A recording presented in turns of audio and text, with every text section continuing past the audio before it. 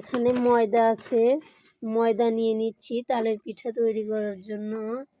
এখানে 1 কাপ ময়দা নিয়ে হলো 2 কাপ, 3 কাপ পরিমাণ ময়দা নিয়ে নেওয়া হয়েছে।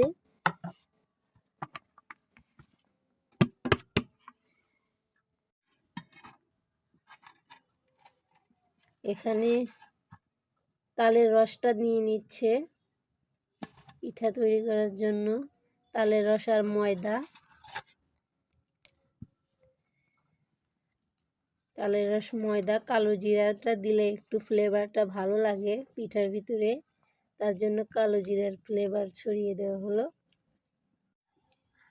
মাখিয়ে নেওয়া হচ্ছে ভালোভাবে, তাহলে পিঠাটা কড়াইয়ের ভিতর তেলের ভিতর ছেড়ে দিতে ভালো হবে।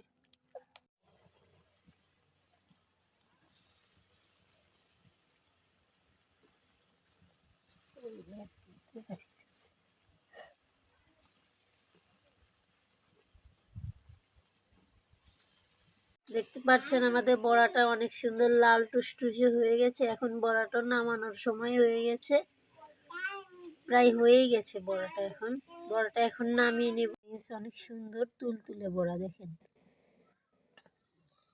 আমাদের ভিডিওটা ফলো করে একবার এই বড়াগুলো খেয়ে দেখবেন, অনেক মজা।